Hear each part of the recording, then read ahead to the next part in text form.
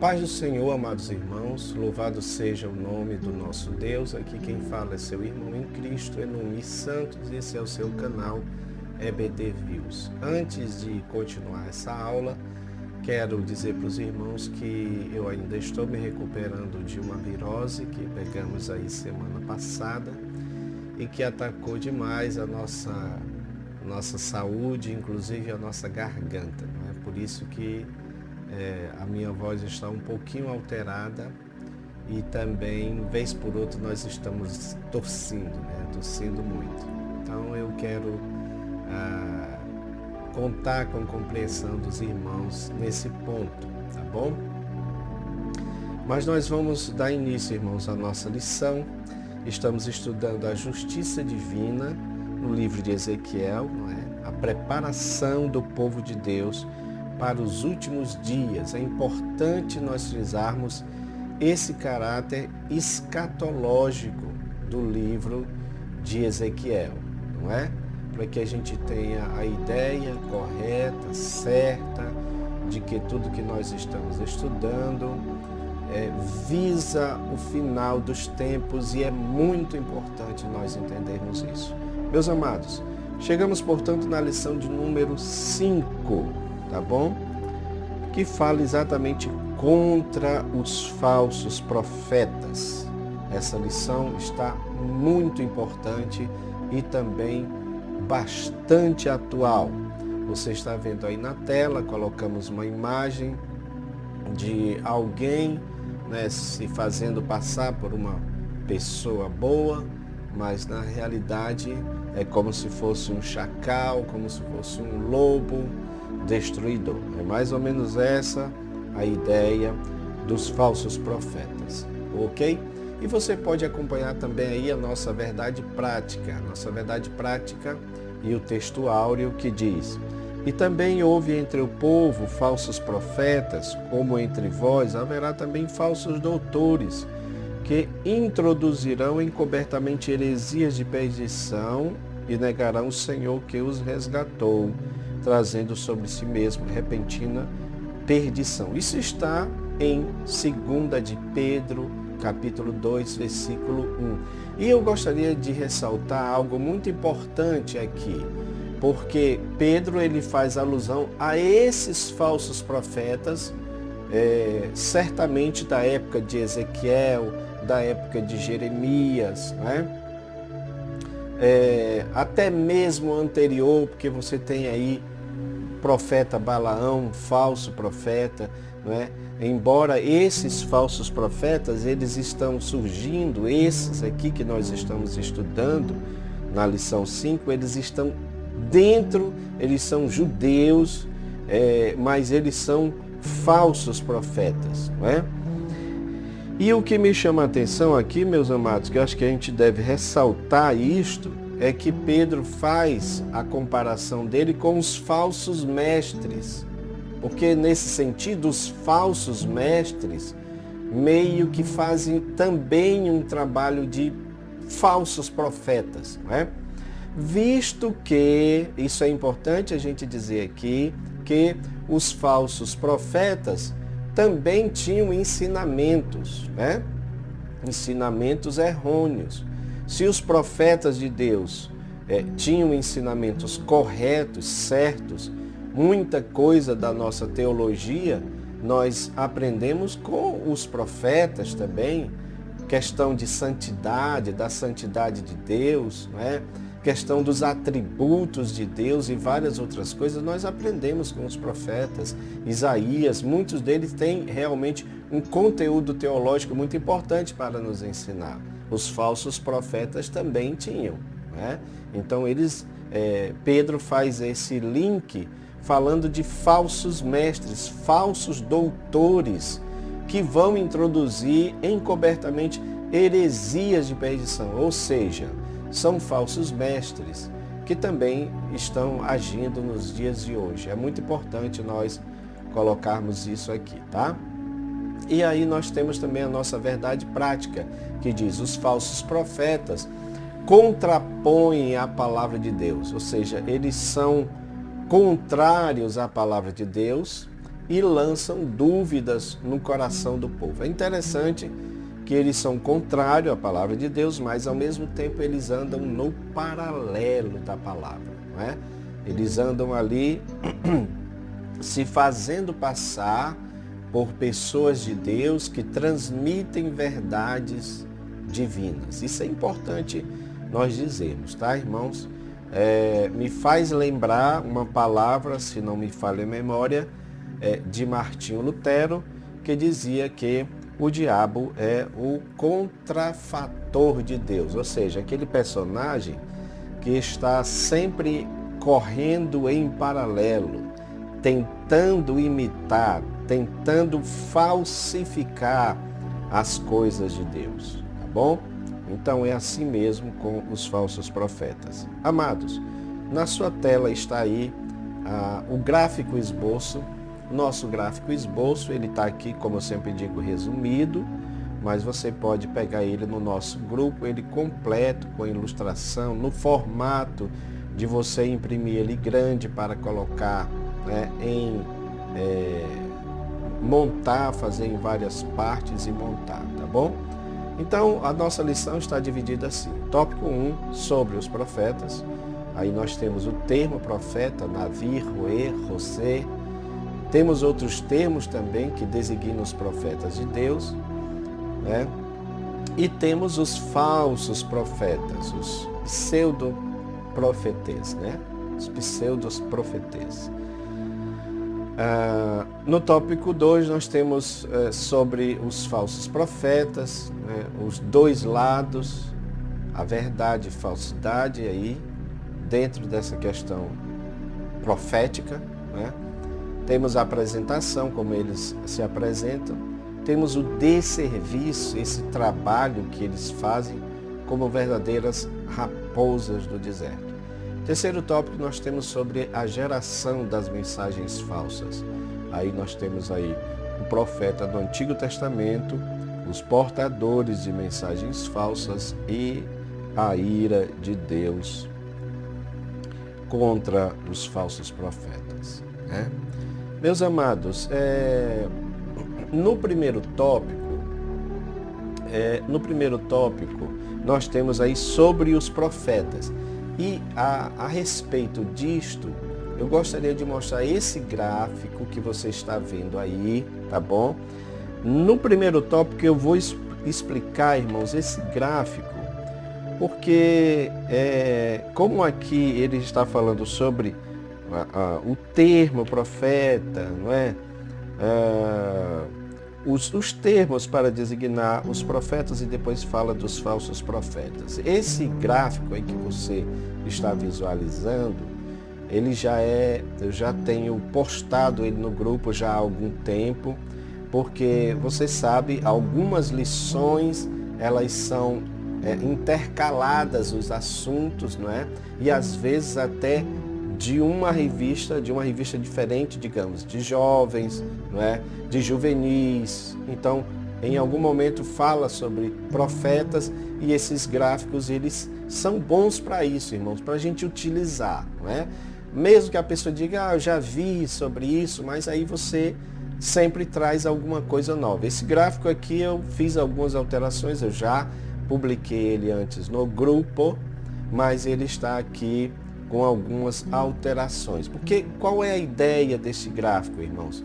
É mostrar esse profetismo, o que era esse profetismo, não é? E aí a gente vai buscando desde lá dos primeiros profetas, a profecia na era mosaica, na era do Pentateuco, podemos dizer assim, não é? E aqui a gente cita os primeiros profetas, colocamos aí a respeito de Enoque, que é considerado um profeta de Deus, não é? E é interessante que uma coisa que a gente precisa entender sobre os profetas é que alguns deles são profetas literários, não é? Ou seja, aqueles profetas que deixaram alguma coisa escrita, como Jeremias, como Ezequiel, como Daniel, como os profetas menores, Jonas, etc. e tal. Mas tem profetas que não deixaram nada escrito, né? O que se sabe deles é a respeito da oralidade, do trabalho, de alguma coisa que eles fizeram e que foi sendo passada para as pessoas. Por exemplo, em relação a Enoque, existe sim um livro, mas é apócrifo, tá bom? Porém, Judas, o apóstolo, não o traidor, na sua epístola ele fala acerca de Enoque, quando ele diz que o Enoque, o sétimo depois de Adão, ele tem uma visão do Senhor vindo com os seus santos para fazer juízo contra os homens que usaram palavras ímpias contra o nosso Deus. Ou seja, para mim, meus amados irmãos, para mim, este é um dos primeiros textos que a gente pode se referir como sendo a vinda de Cristo, porque na verdade é sobre a vinda de Jesus. Claro que ele é citado em Judas, mas quando ele cita o personagem, então você vai lá para frente, porque Enoque é do Gênesis, né? Ele é citado naquela época ali, né? Então, a gente pode dizer que é um dos primeiros textos que fala a respeito da vinda do Senhor, né? Então, Enoque profetiza, sim, a vinda do Senhor, né? Abraão também profetiza o nascimento de Israel. Agora, em Abraão tem alguma coisa assim interessante, porque ele profetiza e ele mesmo é o objeto da profecia. Por quê? Porque Deus diz para ele. Não é isso o profeta? O profeta não é aquele que ouve. Olha aqui, olha, o que fazia um profeta, você pode ler aí. É aquele que falava em nome de Deus como seu porta-voz. Então Deus usa Abraão como um porta-voz para falar do nascimento da nação de Israel.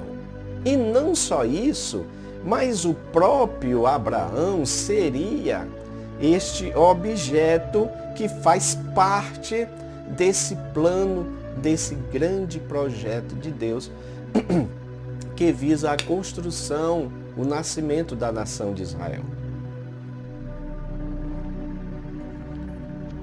E aí, depois que Deus fala, 25 anos após, nasce o primeiro filho de Abraão, né? Do filho de Abraão, Isaque, você tem aí depois Jacó, e depois de Jacó, as 12 tribos de Israel, formando toda a nação de Israel, né?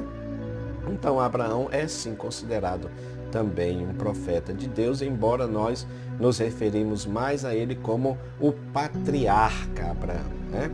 Moisés também tem uma participação muito importante, né? Porque ele profetiza a nação israelita sobre tudo que Deus queria falar para a nação, né?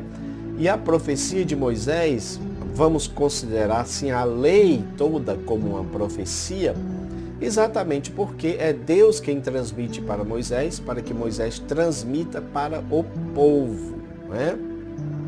É claro que depois, veja como o próprio Moisés, ele se considera um profeta, não é?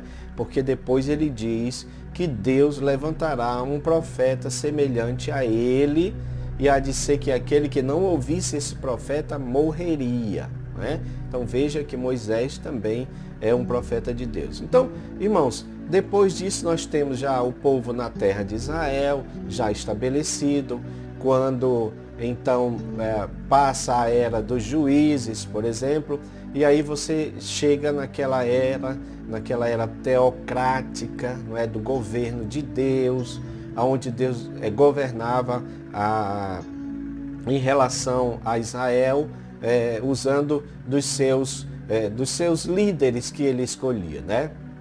Então ele escolhe Samuel, sacerdote de Deus, mas também profeta do Senhor.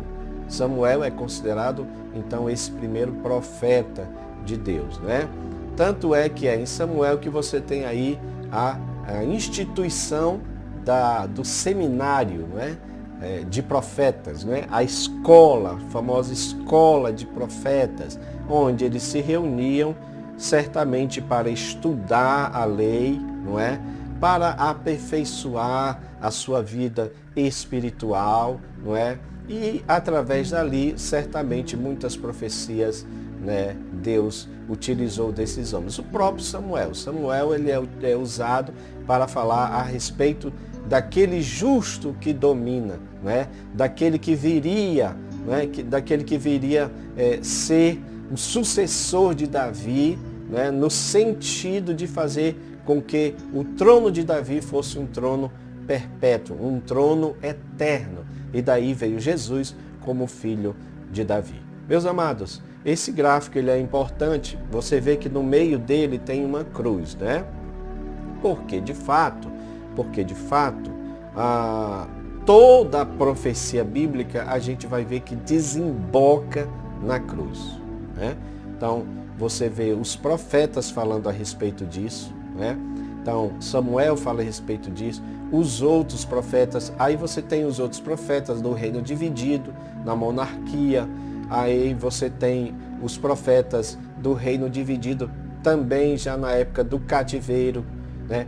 São os profetas, aqui nós estamos falando do profetismo propriamente dito, né? Então você tem aí os profetas chamados profetas pré-exílio, que eram os profetas exatamente que foram usados por Deus para combater a idolatria, para combater as coisas erradas que estavam acontecendo em Israel, para alertar Israel de que eles estavam entrando em um tipo de endurecimento do coração e que iria de fato levantar a ira de Deus contra eles. Ezequiel está dentro disso daí, né?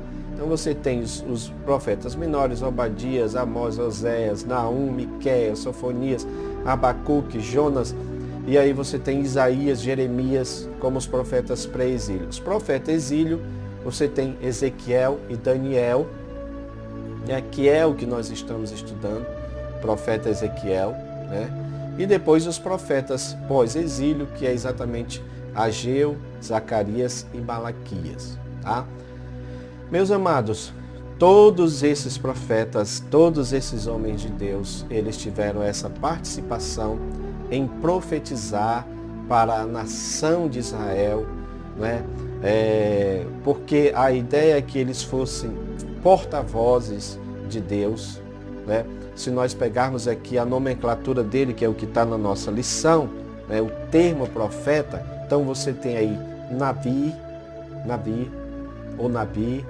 que é o porta-voz, ou seja, aquele que declara a mensagem de Deus. Essa expressão Nabi, o porta-voz, é a mais usada, na verdade, né? Cerca de 300 vezes, conforme estudiosos falam, né? No texto hebraico são 300 vezes.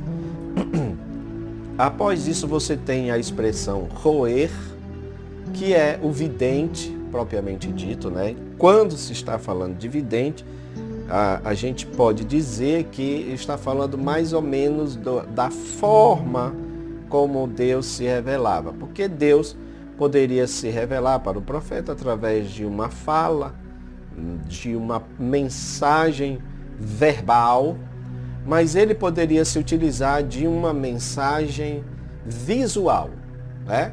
Que são as visões. Por isso que a gente entende que essa palavra está mais adequada para aquele profeta que visualiza, que vê as coisas, né? Especialmente eventos futuros, né? E você tem também o roser, que é mais ou menos a mesma ideia do vidente, daquele que visualiza, daquele que vê as coisas, né? Daquele ao qual Deus se revela, descortina o que está no futuro para trazer para o presente. Temos também a palavra profetês, que já é no grego, né? Que significa também profeta, aquele que visualiza o futuro, aquele que verbaliza o que vai acontecer no futuro. E tem a palavra também pseudoprofetês, que é o falso profeta, ou seja, aquele que fala somente o que está dentro do seu coração, aquele que fala o que está dentro da sua mente, não falando daquilo que Deus ordenou. Porque veja bem, todas as outras que nós mostramos aqui, as outras expressões, estão falando de alguém que tem uma visão de Deus, alguém que recebe uma mensagem de Deus e transmite essa mensagem. Por isso que, nessa parte que diz aqui, o que fazia um profeta é exatamente isso. Ele falava em nome de Deus, ele denunciava, porque aqui também poderia ser algo relacionado ao que Deus mandou ele falar, ou ele mesmo, segundo o entendimento que ele tinha das Escrituras. Então ele vai denunciar a idolatria, sim, que é pecado. A lei já dizia que era pecado a idolatria. Não terás outros deuses diante de mim, né?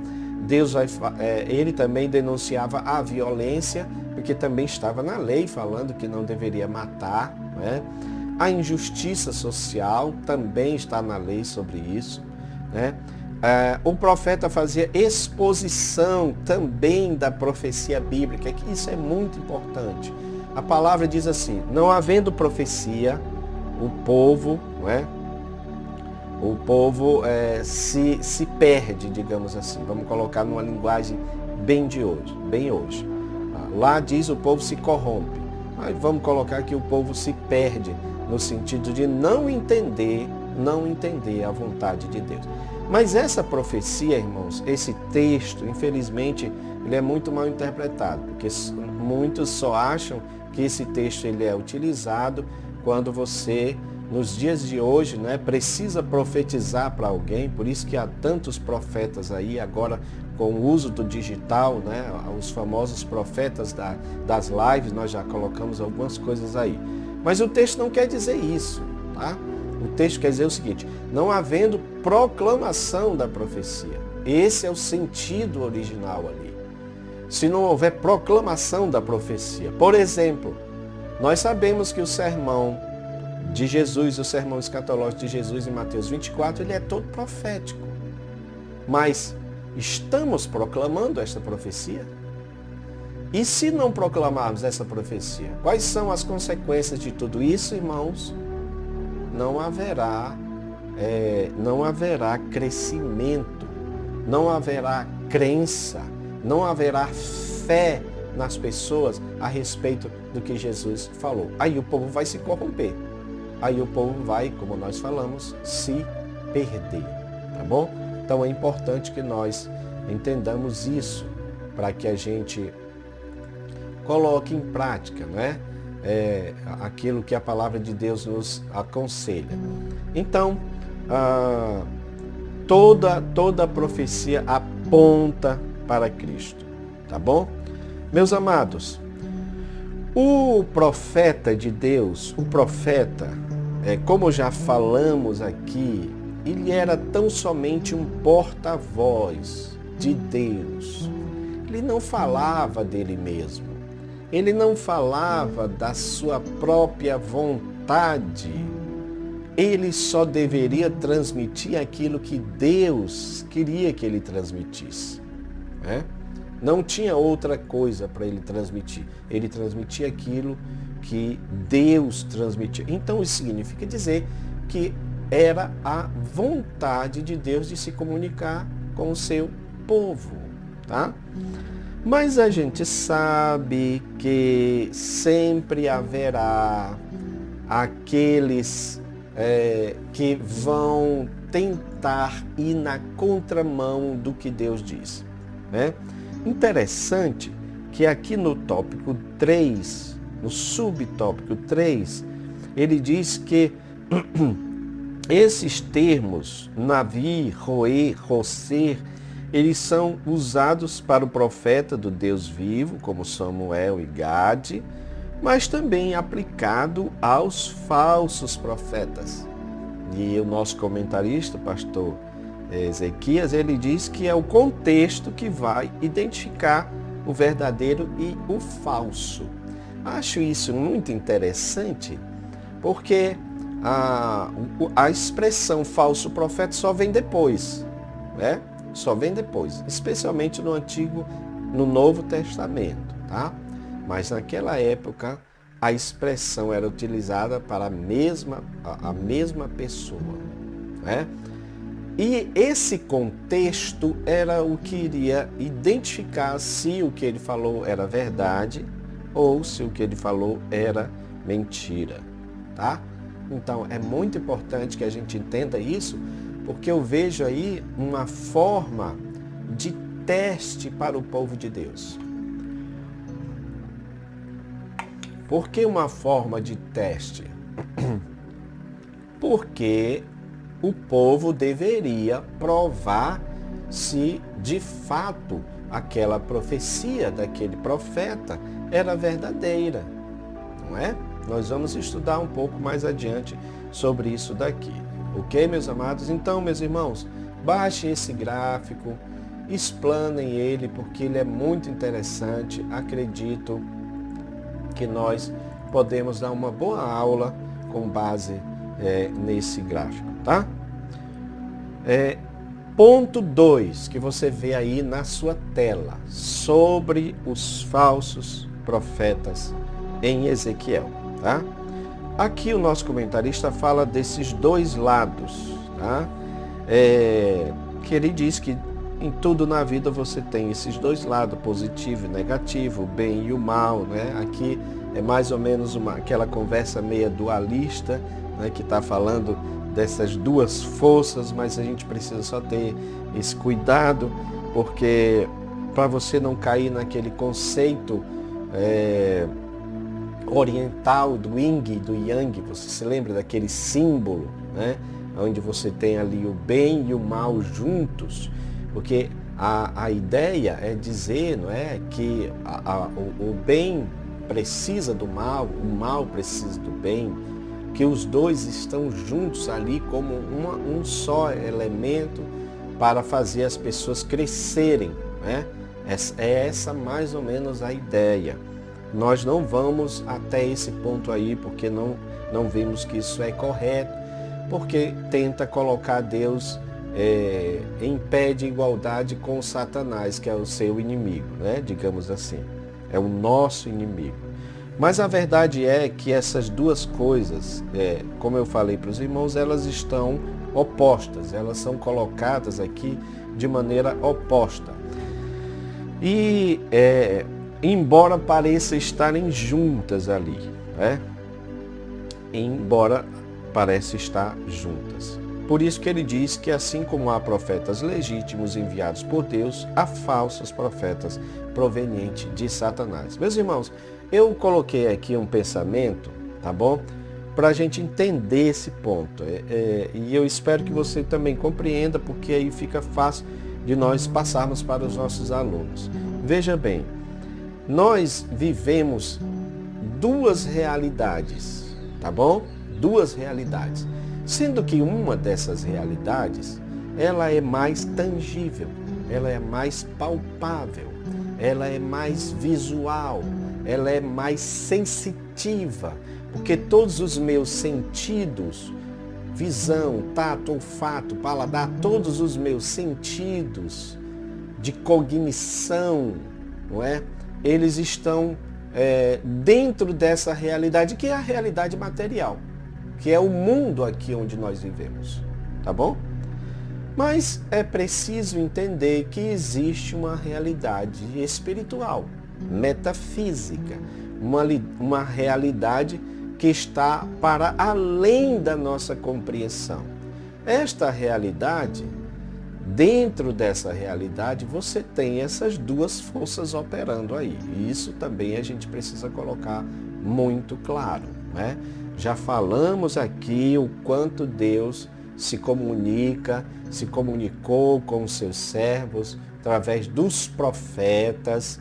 Então, o que Deus utilizava dos profetas para falar a respeito do futuro era verdadeiro, porque quem estava falando era o próprio Deus.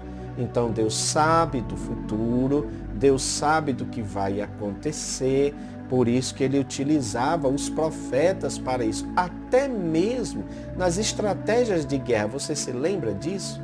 Que acontecia com um dos profetas, se não me falha a memória, acho que era Eliseu, né? Onde Deus revelava as estratégias daquele inimigo, do adversário, e ele passava tudo para o rei de Israel, que já sabia e fazia outra estratégia, né, para poder vencer ali a tropa daquele rei inimigo, né? Tanto é que aquele rei quis saber quem era o traidor deles, porque alguém estava dizendo os planos que ele fazia na cama de dormir. E aí alguém testemunha, né? Isso é muito bom, né, irmãos? Isso é muito bom. Alguém testemunha dizendo, não é isso, meu Senhor, porque eles têm um homem de Deus lá, um profeta de Deus, que Deus revela para eles. Então veja que existe essa realidade espiritual de Deus, tá bom?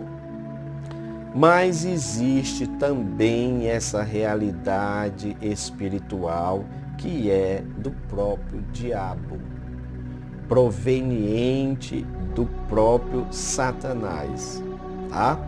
Então, esses falsos profetas, eles entram nesse ponto.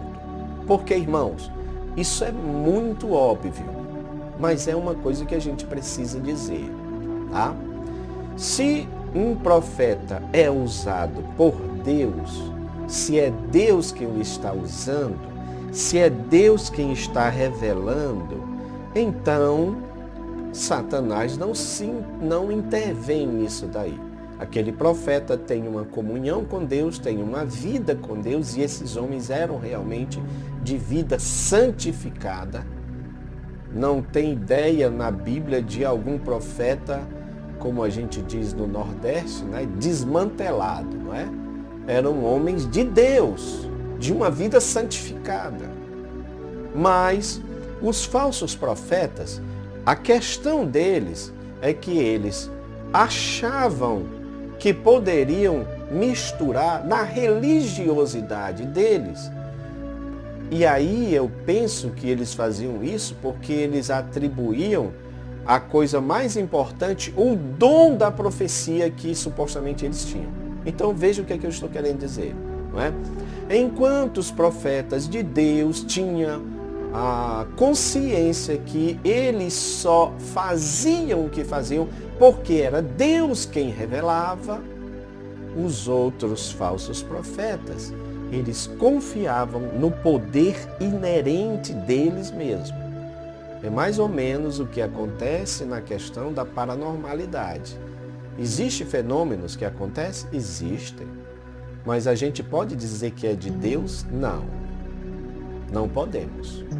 Porque existe uma outra realidade, uma outra fonte espiritual a qual está gerando aqueles fenômenos. Então, se algum profeta conseguia fazer alguma obra miraculosa, algum desses profetas que misturava o seu culto com o culto a Javé, a Jeová, e Deus diz que ele não dá glória dele para ninguém, então é lógico que nós vamos entender que esses falsos profetas eram ajudados não por Deus, mas pelo seu opositor, a saber, o diabo. É por esse motivo que os falsos profetas, não é, aceitaram aquele desafio de Elias. Os profetas de Baal, os profetas de Azera. Por quê, irmãos? Porque eles tinham certeza que o Deus deles ia agir em favor deles. Certamente eles já tinham visto manifestações desses deuses, que não eram deuses. Mas nós sabemos o que está por trás deles, já que Paulo diz que o que está por trás dos ídolos são demônios. Então veja, mas isso fazia com que esses homens tivessem esse respaldo para agir também em nome de Deus, porque eles agiam misturado com as outras divindades, que é o que eu estou falando aqui, não é? Eles tinham esse culto místico, esse culto, amalgamado com os outros deuses. E é claro que Deus não estava nesse negócio, né? Deus não estava nesse negócio. Então, eles estavam lá profetizando em nome de Deus, fazendo um verdadeiro desserviço, tá? Eles são chamados aqui de Nabal, né? Nabal, que é exatamente loucos, aquele que afronta. Por que um louco? Porque é alguém que não tem um entendimento correto acerca de Deus. Veja se Deus pode dividir a sua glória com outros deuses, ainda mais sendo demônios.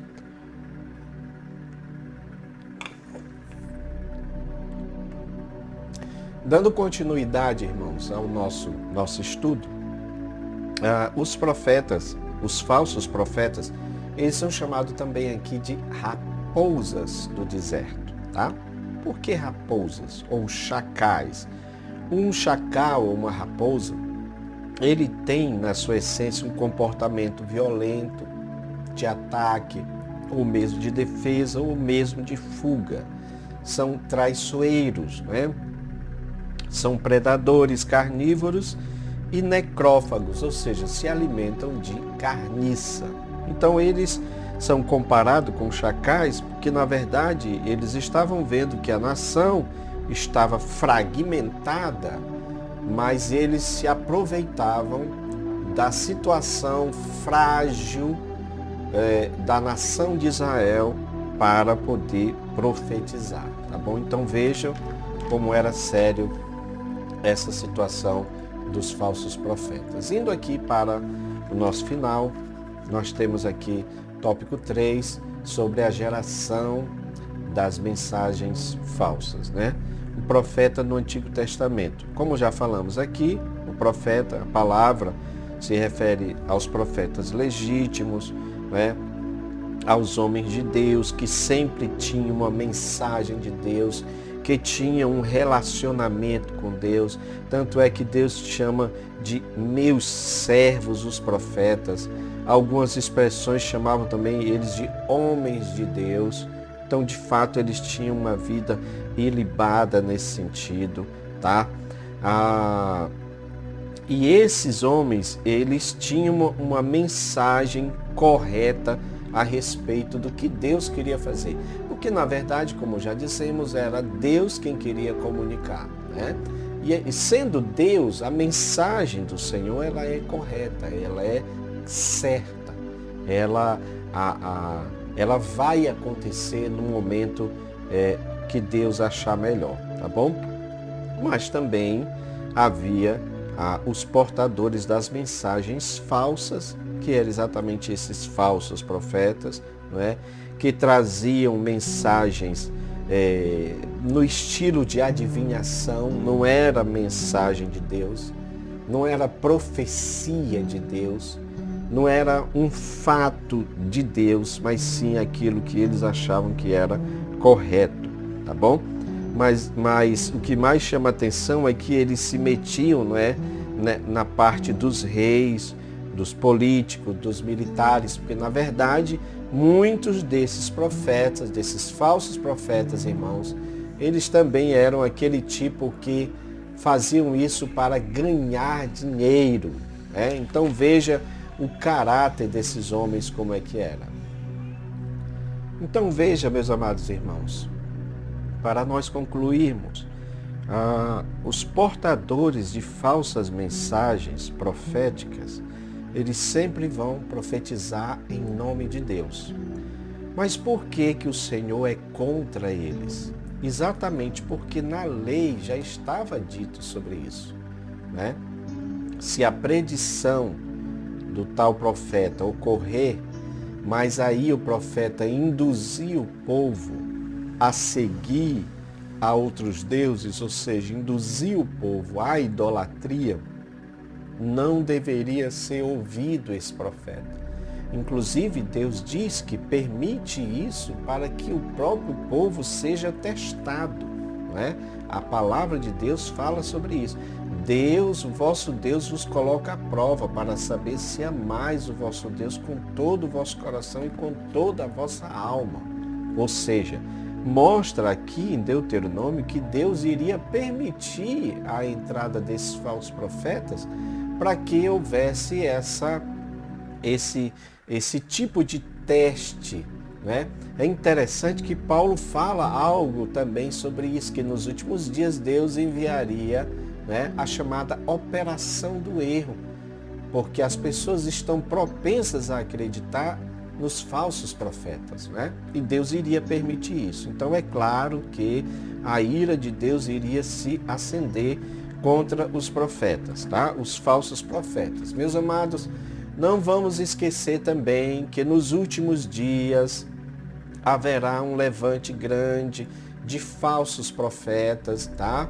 Especialmente, meus irmãos, porque a chamada trindade satânica, formada pelo dragão, pela besta e pelo falso profeta, olha só, é um líder religioso que no futuro irá agir, não é? Trazendo essa ideia da profecia, trazendo essa ideia, não é, das predições, exatamente para enganar as pessoas. Meus queridos, eu estou mostrando aí para vocês nessa tela, tá? Um gráfico que nós fizemos, deu um trabalho esse gráfico, mas eu achei ele muito curioso, que é algo que está relatado lá em 1 Reis 13. Você se lembra do profeta velho e do profeta anônimo? Ou seja, Deus dá uma ordem para o profeta ir, aquele profeta anônimo, ir para Betel com o rei Jeroboão. Mas Deus deu algumas diretrizes para ele. Olha, você não pode comer pão, não pode beber água e não pode voltar pelo mesmo caminho. Né? Interessante isso, que os profetas de hoje querem, né, luxar, querem viver bem. E aqueles profetas daquela época passavam por tanta dificuldade. Interessante isso. Aquele profeta vai e obedece ao Senhor, ele profetiza contra o altar, né? A derrubada do altar, e que outro rei também surgiria para substituir o Jeroboão, que não estava fazendo a vontade de Deus, né? O que é que o rei, aquele rei maligno, faz? Ele manda prender o profeta, né? A mão do rei paralisa, ele pede para que o profeta ore, o profeta faz isso, ora, Deus cura, e o rei então oferece comida para o profeta. Né? Veja que começou aí a questão da tentação. Aquele profeta poderia muito bem, né, achar que tinha uma recompensa, não é, irmãos? Esse profeta não era como os profetas de hoje, né? Que só profetizam se você mandar um pix para eles, né? Tem muitos que estão agindo desta forma. Não estou falando daqueles que têm o dom de profecia, que Deus usa e que não tem nada desse tipo de atitude. Estou falando desses falsos que estão agindo nos dias de hoje, né? Então, o profeta, esse homem, ele rejeita o banquete do rei, ele deixa o palácio imediatamente e volta para a sua terra, né, sem se alimentar. Ocorre que lá em Betel também existia um profeta velho, né? Não um velho profeta, né, irmãos? Um velho profeta subentende-se alguém com sabedoria, alguém com entendimento, mas era um profeta velho, cujo ministério já estava fracassado, digamos assim.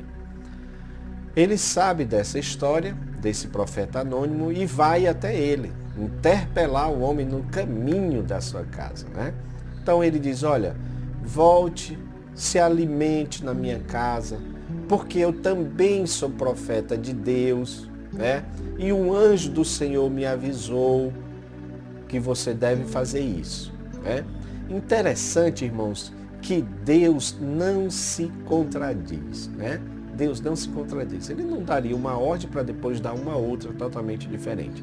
O que é que esse profeta faz? Ele vai e aceita, né? Ele aceita. E na hora que eles estão comendo, interessante, né? Deus usa esse próprio profeta velho, que estava já afastado, já estava distante de Deus, mas Deus usa ele mesmo para dizer ao profeta que este morreria exatamente por tê-lo desobedecido. Eu disse para você não comer pão, não beber água e voltar pelo mesmo caminho.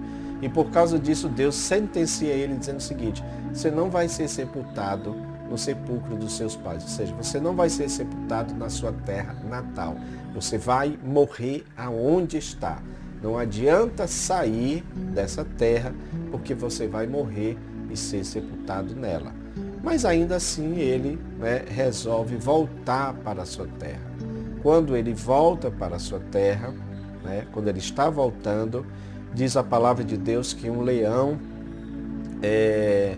intercepta ali aquele profeta, e mata o profeta.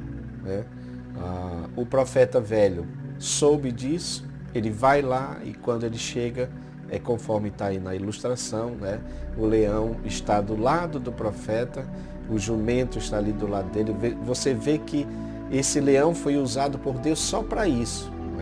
Ele poderia muito bem ter devorado, até mesmo o jumento, o jumentinho, o transporte ali do profeta, desse profeta anônimo, mas ele não faz isso. Então o profeta velho chora, lamenta a morte do profeta anônimo. Que coisa, não é, irmãos? Esse homem, ele foi praticamente instigado a levar o erro, a mentira para o profeta de Deus, mas agora ele está chorando, Então ele leva o corpo do profeta para enterrá-lo e pede aos seus filhos que quando morrer enterre ele junto ao profeta de Deus, porque ele estava consciente de que as promessas ditas por Deus a ele se cumpriria. Lições aprendidas nesse fato, rapidamente aqui. Nossa fé e obediência será testada no ministério, na nossa vida, tá bom? Devemos obedecer aos comandos, à palavra de Deus, ao que Deus disse para nós. A gente não pode arredar o pé, irmãos, daquilo que Deus falou para nós, tá bom? Se Deus falou alguma coisa para você, você precisa acreditar e seguir até o final aquilo que Deus disse, tá bom? Sempre haverá propostas, outra lição, para a gente sair do plano original. Sempre haverá propostas para sairmos do plano original. Satanás vai fazer isso.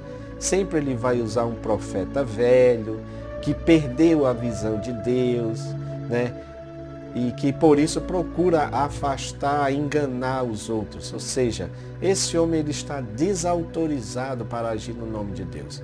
Mas quando eles fazem isso, eles acabam trazendo prejuízo às outras pessoas de bem, Devemos ter discernimento ao que Deus diz, porque Ele nunca se contradiz na sua palavra, meus irmãos. Então, se Ele disse para o profeta, ele tinha que acreditar, O que ele deveria responder para aquele profeta velho é: Deus falou para mim que eu tinha que fazer dessa forma. Mas se você tem uma outra revelação, não é problema meu. Se Deus revelar que eu tenho que mudar de opinião, que eu tenho que mudar de atitude, eu vou fazer. Mas como Ele não revelou para mim, então eu não vou aceitar aquilo que você está propondo, A falta de obediência, discernimento, que é o que nós estamos falando aqui, pode gerar a morte espiritual. Então, meus irmãos, tenhamos cuidado, porque nos últimos dias nós vamos ser testados em relação a isso. E eu sei que às vezes nós não queremos falar sobre isso, nós não queremos julgar as profecias, e precisa ser julgado, julgar os espíritos. João fala sobre isso, devemos julgar os espíritos para ver se eles provêm de Deus, tá bom? Porque haverá muito engano nos últimos dias, tá bom, meus irmãos? E a gente precisa do discernimento de espíritos para saber o que vem de Deus e o que não vem. Porque o que vem de Deus nós abraçamos, nós aceitamos, porque sabemos que é coisa boa. Mas o que não vem de Deus é para destruição, rejeite em nome de Jesus. Que Deus abençoe vocês, dê uma aula abençoada, um final de semana repleto das bênçãos de Deus. Em nome de Jesus. Amém.